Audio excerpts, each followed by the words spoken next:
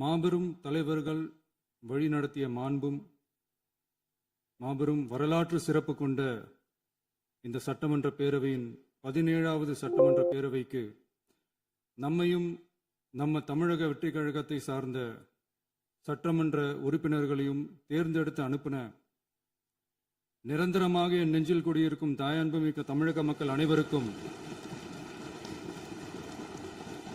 என்னுடைய மனப்பூர்வமான நன்றிகள்.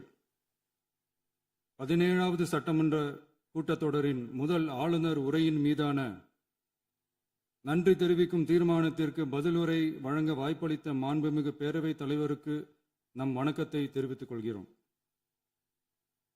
மாண்புமிகு பேரவைத் தலைவர் அவர்களே, இந்த 17வது மாமன்றத்தில் அதிகப்படியான 12 கட்சிகளை சேர்ந்த பிரதிநிதிகள் தேர்ந்தெடுக்கப்பட்டிருக்கும். நாம கொள்கை ரீதியாகவும் நிலைப்பாடு ரீதியாகவும் வேறுபட்டு இருந்தாலும் மக்கள் பணி செய்வதுதான் நம்ம எல்லாருக்கும் பிரைமரியா இருக்கிற ஒரே எய்ம். அந்த வகையில தான் நம்ம எல்லாருமே நம்ம மக்களால் அங்கீகரிக்கப்பட்டு சட்டமன்றத்திற்கு வந்திருக்கிறோம்.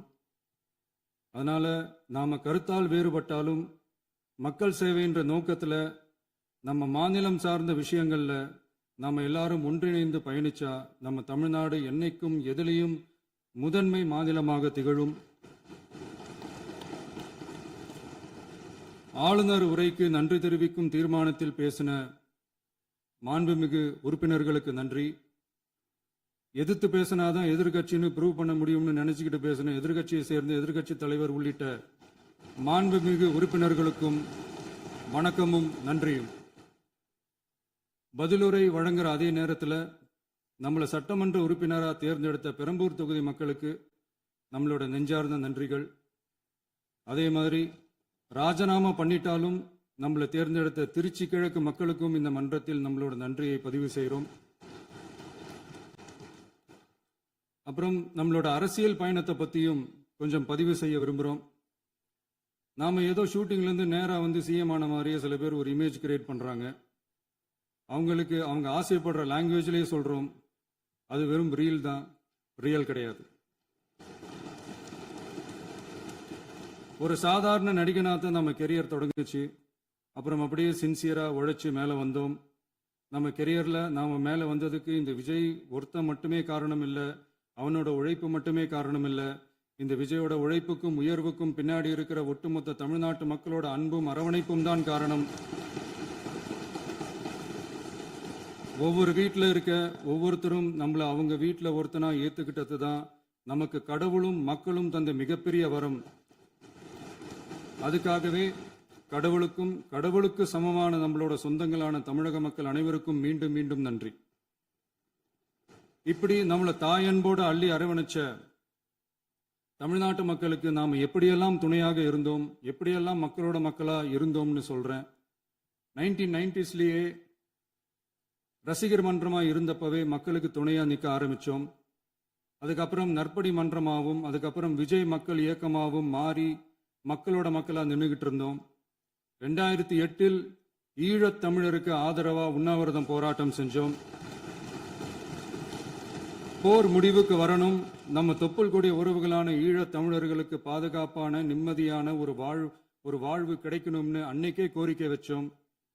2009 ஆரம்பிச்ச விஜய் மக்கள் இயக்கம் வழியா நம்மளோட மக்கள் நல பணிகளை எக்ஸ்டெண்ட் அண்ட் எக்ஸ்பேண்ட் பண்ணிக்கிட்டே வந்தோம். கல்விக்கு துணையா இருந்தோம், சோசியல் சர்வீஸ் செஞ்சோம், வெள்ள நிவாரணத்தில் துணையா இருந்தோம், கொரோனா காலத்தில் மக்களுக்கு தோள் கொடுத்தோம். விலையில்லா விருந்தகம், குருதியகம், முட்டைப்பால் ரொட்டி திட்டம், விழியகம், பயிலகம், நூலகம், இப்படி பல வழியில மக்களுக்கு துணையா இருந்தோம். அப்புறம் நம்மளோட திரைப்படங்கள்ல நம்மளால முடிஞ்ச வரைக்கும் ஊழல் எதிர்ப்பை சொன்னோம், சமூக நீதியை சொன்னோம், கல்வியை பத்தி சொன்னோம், அரசியலை பத்தி சொன்னோம். அரசியலை பத்தி பேசுனதுனால நம்ம படங்கள் சந்திச்ச இதுவரைக்கும் சந்திக்கிற பிரச்சனையை பத்தி எல்லாருக்குமே தெரிஞ்சதுதான். இது மட்டும் இல்லாம 2011 நாகப்பட்டினத்தில் மீனவர் பிரச்சனைகளுக்கு ஆதரவா ஒரு பெரிய பொதுக்கூட்டம் நடத்தினோம். மீனவர்கள் மீதான தாக்குதலை கண்டிச்சு பேசி அதுல நம்மளோட எதிர்ப்பை பதிவு செஞ்சோம். 2017 ஜல்லிக்கட்டு போராட்டத்தில் தமிழர் பண்பாட்டு உரிமைக்கான நம்மளோட ஆதரவை தெரிவித்தோம். 2018 ஸ்டெர்லைட் போராட்டம் துப்பாக்கி சூட்ல பாதிக்கப்பட்ட நம்ம சொந்தங்களை நேர்ல சந்திச்சு ஆறுதல் சொன்னோம். 2021 உள்ளாட்சி தேர்தலில் விஜய் மக்கள் இயக்க வேட்பாளர்கள் போட்டியிட்டு ஜெயிச்சாங்க. கல்வி விருது விழா நடத்தி சிறந்த மதிப்பெண் பெற்ற மாணவ மாணவிகளுக்கு ஊக்கத்தொகையும் பரிசும் கொடுத்தோம். 2024 தமிழக வெற்றி கழகத்தை ஆரம்பிச்ச உடனேயே CAA-வை எதிர்த்து அறிக்கை விட்டோம். அரசியல் கட்சி ஆரம்பிச்சு விழுப்புரம் மாவட்டத்தில் விக்கிரவாண்டியில நம்மளோட முதல் மாநில மாநாட்டிய வெற்றி கொள்கை திருவிழாவை நடத்தினோம். தந்தை பெரியார், பெருந்தலைவர் காமராஜர், அண்ணல் அம்பேத்கர், வீரமங்கை வேலுநாச்சியார், மக்கள் சேவகர் அஞ்சலை அம்மாள்னு நம்மளோட 5 கொள்கை தலைவர்களை அறிவிச்சோம். இந்தியாவிலே 2 பெண் ஆளுமைகளை கொள்கை தலைவர்கள் அறிவிச்ச ஒரே கட்சி நம்ம டிவிக்கு மட்டும்தான் என்ற பெருமையோடு அறிவிச்சோம். பெரியார் சொன்ன மாதிரியே அவர் சொன்னதுல நமக்கு ஏற்புடையதை மட்டும் எடுத்துக்கிட்டோம். அவரோட கடவுள் மறுப்பு கொள்கையில நமக்கு உடன்பாடு இல்லைன்னு ஓப்பனா அறிவிச்சோம். நமக்கு கடவுள் நம்பிக்கை உண்டுன்னு அறிவிச்சோம். யாரோட நம்பிக்கைக்கும் நாம் எதிரானவங்க இல்லைன்னு தெளிவா அறிவிச்சோம். பெண் கல்வி, பெண்கள் முன்னேற்றம், சமூக சீர்திருத்தம், சமூக நீதி, இப்படி பெரியாரோட கருத்துக்களை நிறையவே ஏத்துக்கிட்டோம்னு அறிவிச்சோம். அண்ணல் அம்பேத்கரோட சம வாய்ப்பு, சமநீதி, சமத்துவத்தை ஃபாலோ பண்ணுவோம்னு அறிவிச்சோம். பெருந்தலைவர் காமராஜரோட மதச்சார்பின்மையை ஏத்துக்கிட்டதோட அவரோட நேர்மையான நிர்வாகத்தையே ஒரு கொள்கையா ஏத்துக்கிட்டோம்னு அறிவிச்சோம். வீரமங்கை வேலு நாச்சியாரோட மண் மீட்பையும் சமூக நல்லிணக்கத்தையும் பின்பற்றுவோம்னு அறிவிச்சோம். மக்கள் சேவகர் அஞ்சலை அம்மாளோட விடுதலை வேட்கையையும் மக்களோட வாழ்வாதாரத்துக்காக உறுதியாக நிற்கிறதையும் பின்பற்றுவோம்னு சொன்னோம். எல்லாருக்கும் எல்லாமும் கிடைக்கணும், எம் மதமும் நம் மதம்னு சொல்லி மதச்சார்பற்ற சமூக நீதி தான் நம்ம கொள்கைன்னு அறிவிச்சோம். நம்ம கொள்கை எதிரி யாரு, அரசியல் எதிரி யாருன்னு ஓப்பனா அறிவிச்சோம். எல்லாத்துக்கும் மேல பிறப்புக்கும் எல்லா உயிருக்கும்ன்றத நம்மளோட அடிப்படை அரசியல் கோட்பாட்டா அறிவிச்சுட்டு தான் அரசியலுக்கே வந்தோம். நம்ம மதுரை மாநாட்டில் நம்மளோட தேர்தல் அரசியல் மற்றும் ஆட்சி அதிகார அரசியல் வழிகாட்டியா அறிஞர் அண்ணாவையும் புரட்சி தலைவர் எம்ஜிஆரையும் ஏத்துக்கிட்டதா அறிவிச்சோம். அப்புறம் இன்னனையும் நாம இங்க பதிவு செஞ்சே ஆகணும். எல்லாரும் கட்சி ஆரம்பிச்சுட்டு தான் ஒவ்வொரு வீட்டுக்குள்ளேயும் போவாங்க. ஆனா நாம ஒவ்வொரு வீட்டுக்குள்ளேயும் போனதுக்கு அப்புறம் தான் கட்சியவே ஆரம்பிச்சிருக்கிறோம். ஒவ்வொரு வீட்டில் ஒவ்வொருத்தரும் நம்மள அவங்க பிள்ளையா, மகனா, அண்ணனா, தம்பியா ஏத்துக்கிட்டதும் இயல்பா நடந்துச்சு. தமிழ்நாட்டு மக்களோட மனசுக்குள்ள போறதுக்கு நாம பட்ட பாடு நமக்கு மட்டும்தான் தெரியும். இதெல்லாம் புரிஞ்சாலும் புரியாத மாதிரி இருக்கிறவங்க தான் நம்மள நடிகன் என்று சொல்லியும் நம்ம கட்சிய நடிகன் கட்சின்னு சொல்லியும் சில நக்கல், நையாண்டி இதெல்லாம் பேசுவாங்க. அதை பத்தி நமக்கு கவலை இல்லைன்னு. இப்படி நம்ம அரசியல் பயணம் ரொம்ப டிரான்ஸ்பரண்டா தான் ஆரம்பிச்சிருக்கு. இந்த 2026 தேர்தலில் கூட்டணியே இல்லாமல் தனியா நின்னோம். மக்கள் நம்மள தெளிவா புரிஞ்சுக்கிட்டதாலையும் நம்ம டிவிகே தோழர்களோட உழைப்பாலையும் நாம 35% வாக்குகளை வாங்கினோம். 1,72,00,000 வாக்குகளோட தமிழ்நாட்டிலேயே தனி பெரும் கட்சியா வந்தோம். தமிழக மக்களாலையும் நம்மளோட ஆதரவு இயக்கங்களாலையும் இதோ இன்னைக்கு இங்க நம்ம டிவிகே ஆளும் கட்சியா உட்கார்ந்துருக்கிறோம். இந்த ஆளும் கட்சியா ஆனதும் அவ்வளவு சாதாரணமாலாம் நடந்துடல. 2.25 வருஷத்துல ஆட்சிக்கு வந்துட்டீங்கன்னு ரொம்ப கிண்டலா கேலியா சிலர் பேசுறாங்க. எங்களோட இந்த 2.25 வருஷ டிராவல்ல எவ்வளவு வலியும் வேதனையும் இருக்குது. நம்மளோட மக்கள் சந்திப்புக்கே அவ்வளவு இடையூறு, அவ்வளவு தடைகள், ஊர் உலகத்துல யாருக்கும் இல்லாத ஒன்னா நமக்கு மட்டுமேன்னு தனியா ஸ்பெஷலா எக்ஸ்க்ளூசிவா நிறைய நிபந்தனைகள், நெருக்கடிகள், கட்டுப்பாடுகள், நம்மளை சந்திக்க வர்ற மக்களுக்கு சரியான பாதுகாப்பு இல்லாம, நம்ம கூட்ட நிகழ்ச்சிக்கு போதுமான பாதுகாப்பு இல்லாமன்னு இன்னும் வெளியே சொல்ல முடியாத நிறைய சூழ்ச்சிகள் எல்லாத்தையும் தாண்டி தான் நாம் இந்த இடத்துக்கு வந்திருக்கிறோம். But still miles to go. நம்ம டிராவல்ல எல்லாத்துக்கும் உச்சமா நம்மளோட சொந்தங்கள், நம்மளோட உறவுகள், 41 பேர் கரூர் சம்பவத்தில் இழந்த வேதனை எல்லாம் எப்படி சொல்றதுனே தெரியல. நம்ம மனசு விட்டு என்னைக்கும் அந்த வலியும் வேதனையும் நீங்கவே நீங்காது. அதுலயும் நம்ம மேலேயே பழி போட்ட கொடுமையெல்லாம் இருக்கும் பாருங்க, அதெல்லாம் வேற லெவலுங்க. என்னத்துக்கு அப்படியெல்லாம் செஞ்சாங்கன்னு தெரியல. அரசியல்னா இப்படியெல்லாம் கொடூரமா இருக்கணுமா என்ன? சரி விடுங்க. இந்த விஜய் இவனோட மக்களுக்காக எதையும் தாங்க தயாராகிட்டான். இவ்வளவு பெயின்ஃபுல்லான நம்ம பொலிட்டிக்கல் டிராவல்ல நம்மளோட மிகப்பெரிய ஆறுதலும் பலமும் என்ன தெரியுமா? என் நெஞ்சில் குடியிருக்கும் என்னோட தமிழ்நாட்டு மக்களும் என் உயிருக்கு உயிரான என்னோட தோழர்களும் தான். அவங்களோட பலத்தால தான்.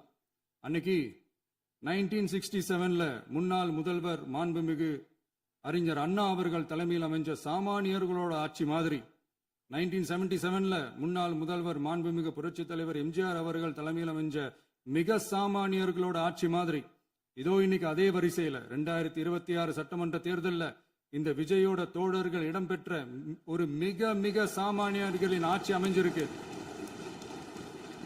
வாகை சூடும் வரலாறு திரும்பி இருக்கிறது. இப்படி ஒரு தீர்ப்பை மக்கள் அளிச்சதுனாலதான் தமிழக வரலாற்றில் ஒரு மகத்தான கூட்டணி ஆட்சியை நாம் அமைச்சிருக்கிறோம். இளைஞர்களால என்ன செய்ய முடியும், பெண்களால என்ன செய்ய முடியும்னு கேட்டவங்களுக்கான பதில் தான் இன்னைக்கு அமைஞ்சிருக்கிற நம்ம ஆட்சி. ஒரே ஒரு குடும்பம் மட்டும் முக்கியம்னு சொல்றது நம்மளோட ஆட்சி அதிகார அரசியல் இல்ல. தமிழ்நாட்டில் இருக்கிற ஒவ்வொரு குடும்பமும் முக்கியம்னு சொல்றது தான் நம்ம அரசியல். நம்மளோட ஆட்சி அதிகாரம் அதான் நம்மளோட மனசாட்சி உள்ள மக்களாட்சி.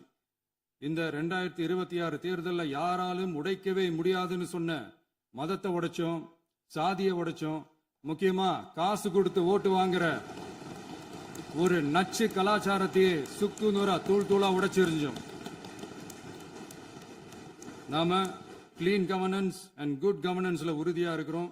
இப்ப மட்டும் இல்ல, எப்பவுமே இப்படிதான் இருப்போம். இதுல 100% இது உண்மைன்றதுனாலதான் பாரம்பரியமான தினத்தந்தி பத்திரிகை ஊழலின் ஊற்றுக்கண் அடைக்கப்படுகிறதுன்னு 16/6/2026 அன்னைக்கு ஒரு தலையங்கமே எழுதியிருக்கு. ஒரு தவறு செய்தால் அது தெரிந்து செய்தால் அவன் தேவன் என்றாலும் விடமாட்டேன் என்று எம்ஜிஆர் அன்று பாடினார். அதை இன்று விஜய் செயலில் காட்டுகிறார்னு அந்த எடிட்டோரியல்ல எழுதியிருக்கு. இந்த நேரத்தில் தினத்தந்திக்கு நம்மளோட நன்றியை தெரிவிச்சுக்கிறோம். அரசியலுக்கு வந்து 2 வருஷம் தான் ஆகுது. உங்களுக்கு என்ன தெரியும், உங்களால என்ன முடியும்னு கேலியா கேட்டவங்களுக்கு தினத்தந்தியோட பதிலை இப்போதைக்கு போதும்னு நினைக்கிறேன். என்னென்னமோ செய்வான்னு சொல்றானே இந்த விஜய், பல வருஷமா இருக்கிற ஒரு பதவி வெறி பிடிச்ச அரசியலை உடைச்சி எப்படி செய்வான்னு நம்ம மக்களை யோசிச்சிருவாங்க. இதோ இப்போ நம்ம மக்களுக்கு புரிஞ்சிருக்கும். இப்பவும் சொல்றோம், இது வெறும் ஆரம்பம் தாங்க. இந்த மாபெரும் சபையிலிருந்து கேட்கிற மக்களே, நமக்கு கொஞ்சம் அவகாசம் கொடுங்க. இதுக்கு முன்னாடி, அதாவது 2017 கடைசியில இருந்து 2026 ஏப்ரல் வரைக்கும் இருந்த புண்ணியவான்கள் ஆட்சியில ஒவ்வொரு டிபார்ட்மெண்ட்லயும் போட்ட ஏராளமான ஓட்டைகளை அடைச்சிக்கிட்டே படிப்படியா மக்களுக்கு நல்லதையும் செஞ்சுக்கிட்டே வருவோம். அதனாலதான் நமக்கு எதிரா யாரோ சேரவே மாட்டாங்கன்னு நினைச்சவங்க எல்லாம் ஒன்னா சேர்றாங்க. நம்ம ஆட்சிக்கு டேட்டு குறிக்கிறாங்க.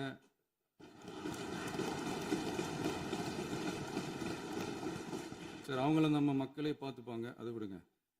நாம ஆட்சிக்கு வந்து சரியா 40 நாள் ஆகுது. அதுக்குள்ள என்ன செஞ்சீங்கன்னு கேட்கறாங்க. ஒரு லிஸ்ட் ஒன்னு சொல்றேன் கேளுங்க. பெண்கள் பாதுகாப்புக்காக சிங்கப்பெண் சிறப்பு படை, 200 யூனிட் வரை கட்டணமில்லா மின்சாரம், போதைப் பொருள் ஒழிப்புக்காக தனிப்படை, குறுவை நெல் சாகுபடியை ஊக்குவிப்பதற்காக 134.83 கோடி சிறப்பு தொகுப்பு திட்டம், வழிபாட்டு தலம், ஸ்கூல், பஸ் ஸ்டாண்டுன்னு அதுக்கு பக்கத்தில் இருக்கிற 717 மதுபான கடைகள் மூடப்பட்டன. அங்க வேலையில் இருந்தவர்களுக்கு வேறு கடைகளில் வேலை, கவனிக்கப்படாமல் விடப்பட்ட அம்மா உணவகங்கள் புதுப்பிக்கப்பட்டன. பத்திரப்பதிவு துறையில் பகல் கொள்ளைக்கு புல் ஸ்டாப் வைக்கப்பட்டுள்ளது. வருகையில்லா ஆவண பதிவு முறை கொண்டு வர உத்தேசிக்கப்பட்ட செயல்பாட்டில் உள்ளது. அரசு மற்றும் தனியார் மருத்துவமனையில் ஸ்கேன் மையங்களில் கருவுறுவதற்கு முன் மற்றும் பின் ஏற்படும் தவறுகளை கண்காணிக்கவும், மருத்துவ நிறுவனம் முறைப்படுத்தும் சட்ட விதிகள் பின்பற்றப்படுகிறதா என கண்காணிக்கவும், மருத்துவ மற்றும் ஊரக பணிகள் இயக்கத்தின் பயன்பாட்டிற்காக 40 புதிய வாகனங்கள் வழங்கப்பட்டுள்ளது. கூட்டுறவு வங்கியின் ஏழை எளிய மக்கள் வாங்கிய கடனுக்கு முதல் முத்தாய்ப்பாக ரூபாய் 2045 கோடி தள்ளுபடி வழங்கி ஆணையிடப்பட்டுள்ளது. ஒன்றிய அரசிடம் கேட்டுக்கொண்டதற்கிணங்க கடந்த 2 வருடமாக நிறுத்தி வைக்கப்பட்ட இருந்த ஜல் ஜீவன் மிஷன் திட்டம் புதுப்பிக்கப்பட்டு ஜல் ஜீவன் மிஷன் திட்டம் 2.0 நடைமுறைக்கு கொண்டு வரப்பட்டுள்ளது. 18,500 கோடி அளவில் உறுதியளிக்கப்பட்ட காஞ்சிபுரம் மாவட்டத்தில் மைய விரிவாக்க திட்டம், கோயம்புத்தூரில் மின்னணு பொருட்கள் மற்றும் மின்னணு அமைப்புகள் உற்பத்தி திட்டம், மற்றும் திருவள்ளூர் மாவட்டத்தில் காட்டுப்பள்ளி LNT கப்பல் கட்டும் தளம் விரிவாக்க திட்டத்திற்கு ஒப்பந்தங்கள் போடப்பட்டுள்ளன. அனைத்து நிர்வாக நடவடிக்கைகளும் மின்னணு முறையில் மாற்றம் கொண்டு வர நடவடிக்கை எடுக்கப்பட்டு வருகிறது. சட்டவிரோத கல்குவாரி மற்றும் அனுமதியின்றி கனிமங்களை எடுத்துச் செல்வது தடுக்கப்பட்டுள்ளது. பல்வேறு குவாரிகள் சீல் வைக்கப்பட்டுள்ளன. கனிமங்களை கண்காணிப்பது, எல்லைகளை நிர்ணயிப்பது மற்றும் ஆளில்லா விமானம் மூலம் அளவீடு செய்வது போன்றவற்றை செயல்படுத்துவதற்கான பணிகள் மேற்கொள்ளப்பட்டு வருகின்றன. அனைத்து துறைகளிலும் அலுவலர் தலையீடு இல்லாமல் லஞ்ச லாவண்யமற்ற தமிழகத்தை உருவாக்க அனைத்து நடவடிக்கைகளும் முடுக்கிவிடப்பட்டுள்ளது. நீட் தேர்வை பொறுத்தவரை கிராமப்புற மற்றும் பொருளாதார ரீதியாக பின்தங்கிய மாணவர்களுக்கு சமமான வாய்ப்பை வழங்குவதில்லை. மருத்துவ கல்வியில் சமூக நீதி மற்றும் சம வாய்ப்பை நீட் பாதிக்கிறது என்பதை உணர்கிறோம். எனவே மருத்துவ படிப்புகளுக்கான சேர்க்கையை 12ஆம் வகுப்பு மதிப்பெண்களின் அடிப்படையில் நடத்த வேண்டும் என்று நமது அரசு வலியுறுத்தி வருகிறது. மத்திய அரசிடம் நீட்டிலிருந்து தமிழ்நாட்டிற்கு விலக்கு வழங்க வேண்டும் என்று கோரிக்கை விடுத்துள்ளது. மாண்புமிகு பேரவைத் தலைவர் அவர்களே, பேரறிஞர் அண்ணா அவர்கள் தலைமையிலான அரசு 1968இல் இருமொழி கொள்கையை நடைமுறைப்படுத்தியது. தமிழ் ஆட்சி மொழி, தமிழ் மொழியை பாதுகாப்பது, மாணவர்களுக்கு ஆங்கிலத்தின் மூலம் உலக அளவிலான வாய்ப்புகளை வழங்குவது, எந்த ஒரு மொழியையும் கட்டாயமாக திணிப்பதை தவிர்ப்பது மற்றும் எதிர்ப்பது, நிலத்தின் மொழி மற்றும் பண்பாட்டு அடையாளத்தை பேணுவது என்பதை நம் தமிழக வெற்றிக் கழக ஆட்சி ஏற்றுக்கொண்டுள்ளது. எனவே தமிழ்நாட்டில் தமிழ் ஆட்சி மொழி மற்றும் இருமொழி கொள்கை என்பதில் நமக்கு மாற்று கருத்தே இல்லை. மாண்புமிகு பேரவைத் தலைவர் அவர்களே, கடந்த 11/6/2026 அன்று நடந்த நிதி ஆயோக் கூட்டத்தில் தமிழ்நாடு அரசின் சார்பாக கலந்து கொண்டு வறுமையற்ற தமிழ்நாடு இயக்கம் உருவாக்க தேவையான நிதியையும், தமிழ்நாட்டுக்கு 2 எய்ம்ஸ் மருத்துவமனைகளை தருமாறும், மருத்துவம் மற்றும் பல் மருத்துவ படிப்பிற்கு 12ஆம் வகுப்பு மதிப்பெண் அடிப்படையில் இடங்களை நிரப்புதல் குறித்தும், செயற்கை நுண்ணறிவு தொடக்க நிறுவன வளர்ப்பு மையங்கள் தமிழ்நாட்டில் அமைக்கவும், இளைஞர் திறன் மற்றும் வேலைவாய்ப்பு இயக்கம் செயல்படுத்த வேண்டியும், பெண்கள் தலைமையிலான வளர்ச்சி குறித்தும், மீனவ சமுதாயங்களின் வாழ்வாதாரம் மற்றும் மீன்பிடி படகுகள் மற்றும் மீனவர்களை விடுவித்தல் குறித்து நிரந்தர நடவடிக்கை எடுக்க வேண்டியும், காலநிலை தாங்கும் தன்மை பெருந்திட்டம் 2045இல் கீழ் விண்வெளி உற்பத்தி மையத்தை தேசிய விண்வெளி உற்பத்தி மையமாக அறிவிக்க கோரியும், தமிழ்நாட்டில் சாலை போக்குவரத்து, நெடுஞ்சாலை மற்றும் ரயில்வே அமைச்சகத்தின் மேம்பாட்டு குறித்தும், அனைத்து கிராமங்களையும் டிஜிட்டல் இணைப்பு வசதி ஏற்படுத்துதல் குறித்தும், கூட்டு குடிநீர் திட்டம் தொடரவும், அரசின் விழாக்களில் தமிழ்தாய் வாழ்த்துக்கான முதலிடத்திற்கான கோரிக்கையும், மேகதாது அணை கட்டுமான நிறுத்தத்தை உறுதிப்படுத்தவும், மாநிலத்தின் மீது மும்மொழி கொள்கையை வற்புறுத்தாமல் புதிய கல்விக் கொள்கையை திணிக்காமல் தமிழகத்திற்கான கல்வித்தொகை ரூபாய் 3284 கோடியை விடுவிக்க கோரியும், ஆண்டுதோறும் 5 லட்சம் இளைஞர்களுக்கு உதவித்தொகையுடன் கூடிய பணியினை தொழில்நுட்ப பயிற்சி வழங்க ஒத்துழைப்பு வழங்குமாறும், ஒகேனக்கல் 3ஆம் கட்ட கூட்டு குடிநீர் திட்டத்திற்கான நிதி ரூபாய் 2283.40 விடுவிக்கவும், வேலை வாய்ப்பு மற்றும் வாழ்வாதாரத்துக்கான உத்தரவாத திட்டத்தின் கீழ் வேலை வாய்ப்புகளை உருவாக்க உடனடி நடவடிக்கை மேற்கொள்ள வேண்டியும் மற்றும் திருக்குறளை தேசிய இலக்கியமாக அறிவிக்குமாறும் தமிழ்நாடு சார்பில் பேசியுள்ளோம் என்பதை தெரிவித்துக் கொள்கிறோம். மாண்புமிகு பேரவைத் தலைவர் அவர்களே, அண்டை மாநிலங்களுடனான நட்புறவு ஒரு மாநிலத்தின் வளர்ச்சிக்கும் நாட்டின் ஒற்றுமைக்கும் மிகவும் அவசியமானது. தமிழ்நாடு தனது அண்டை மாநிலங்களுடன் நதி நீர் பங்கீடு, பொருளாதாரம், கல்வி, கலாச்சாரம் மற்றும் போக்குவரத்து துறைகளில் நல்லுறவை பேணி வருகிறது. பரஸ்பர மரியாதை, ஒத்துழைப்பு மற்றும் கூட்டாட்சி தத்துவத்தின் அடிப்படையில் அண்டை மாநிலங்களுடனான நட்புறவை வலுப்படுத்தவும் நமது ஆட்சியில் காக்கப்படுகிறது. மாண்புமிகு பேரவைத் தலைவர் அவர்களே, சட்டம் ஒழுங்கை பற்றி பேச்சு வந்தது. சட்டம் ஒழுங்கு சரியா இருக்கணும் அப்படின்றதுல எங்களுக்கு மாற்று கருத்தே கிடையாது. கண்டிப்பா லா அண்ட் ஆர்டர் கரெக்டா இருக்கணும், கரெக்டா இருக்கும், இருக்க வைப்போம். அதே மாதிரி பெண்கள் பாதிக்கப்படுறதையும் இங்க யாராலையும் சகிச்சுக்கவே முடியாது. அதுக்கான கடுமையான நடவடிக்கைகள் நம்ம அரசு எடுத்துக்கிட்டு இருக்கிறோம். இந்த சிங்கப்பெண் சிறப்பு அதிரடி படை கூட அதுக்கான ஒரு ஃபர்ஸ்ட் ஸ்டெப் தான். அதே மாதிரி இந்த போதைப் பொருள் நடமாட்டம், அதை கண்ட்ரோல் பண்றதுக்கும் நம்ம அரசு கடுமையான நடவடிக்கைகள் எடுத்துக்கிட்டு இருக்கிறோம். அதையும் கண்டினியூ பண்ணி எடுப்போம். மாண்புமிகு பேரவைத் தலைவர் அவர்களே, இப்ப நான் சொன்ன இந்த பிரச்சனைகள்லாம் 2026 போன மாசம் மே மாசம் 10ஆம் தேதி புதுசா வந்துடல. இதெல்லாம் பல வருஷமா இருக்கிற பிரச்சனைகள் தான், பல வருஷமா கண்டுக்காம விட்ட பிரச்சனைகள் தான். இன்னைக்கு எதிர்கட்சிக்காரங்க அதை பத்தி கேட்கும் போது எனக்கு அது அக்கறையா தெரியல, அவதூறு அரசியலா தான் தெரியுது, பழி போடுற அரசியலா தான் தெரியுது. இப்படி அவதூறு பழி போடுறவங்களை பார்த்து ஒன்னே ஒன்று தான் கேட்கணும்னு தோணுது. கடந்த 9-10 மாசமா நம்ம ஸ்டேட்ல சட்டம் ஒழுங்கு டிஜிபியே இல்லை. சட்டம் ஒழுங்கு டிஜிபியை போடுங்கன்னு சொல்லி எல்லாம் ஓஞ்சி போயிட்டோம். போன ஆட்சியில் நடந்ததுக்கெல்லாம் இப்பதான் விடையே கண்டுபிடிக்கிறோம் நம்ம ஆட்சியில்.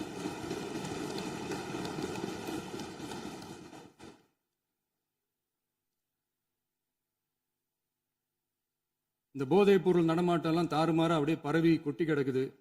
இதெல்லாம் இனிஷியல் ஸ்டேஜ்லயே யார் கண்ட்ரோல் பண்ணியிருக்கணும்? போலீஸ் டிபார்ட்மெண்ட் அப்போ யார் கையில் இருந்தது? இத்தனை கேள்வி நம்மளை பார்த்து கேட்குறாங்களே, ஒரே ஒரு கேள்வி தான் நான் கேட்கணும்னு தோணுது. போலீஸ் டிபார்ட்மெண்ட்டை கையில் வச்சுக்கிட்டே பிகினிங்லேயே இனிஷியல் ஸ்டேஜ்லேயே இந்த போதைப் பொருள் நடமாட்டத்தை ஏன் கண்ட்ரோல் பண்ணலை?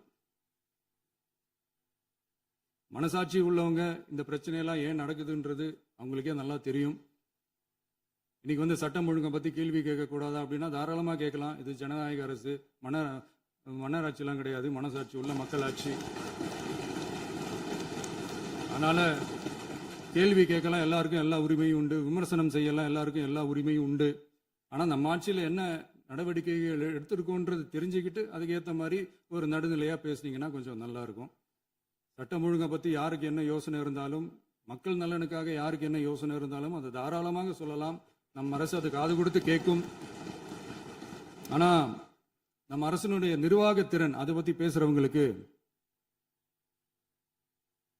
இந்த ஊரடிச்சு உலையில போட்டு ஊழல் மேல ஊழலா செஞ்சுக்கிட்டு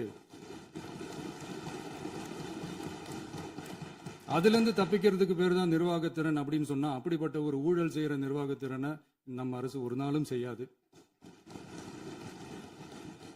பொட்டி பெட்டியா பணத்தை வச்சுக்கிட்டு, பெட்டியை வச்சு எல்லாம் செஞ்சுக்கிட்டு, போதைப் பொருள் பாதுகாவல் கழக மாடல் அரசாங்கம் செஞ்ச ஒவ்வொரு ஊழலா வெளியில வந்துகிட்டு இருக்கு.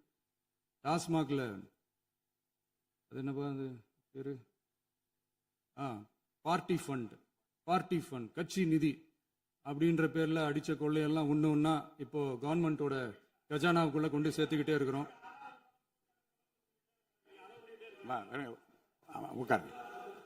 மாண்புமிகு முதல்வர்கள் பதில் உரைக்கு பிறகு பதிலுக்கு பிறகு நேரம் தரேன். அப்ப பேசட்டும், அவங்க பேசட்டும், அவங்கள பேச அனுமதி. உட்காருங்க.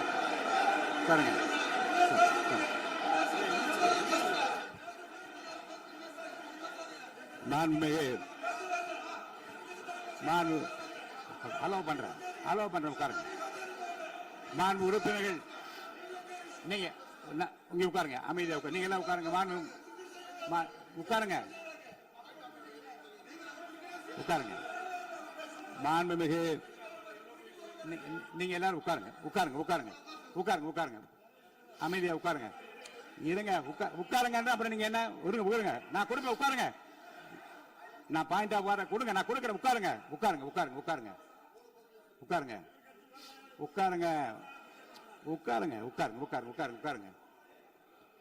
மாண்புமிகு முதல்வர் அவர்கள் போர்வையாக நிதானமாக சொல்லிக்கொண்டே இருக்கிறார். நீங்க குறிப்பெடுத்து வைத்துக் கொள்ளுங்கள். பேசி முடித்தவுடன் நான் உங்களுக்கு அவகாசம் தருகிறேன். நீங்க ஒண்ணா சொல்லுங்க, என்ன என்று நீங்க சொல்லுங்க. சொல்லுகிற வாய்ப்பை நான் உங்களுக்கு தருகிறேன். இப்பொழுது மாண்புமிகு முதலமைச்சர் உங்கள் உரையை தொடரலாம்.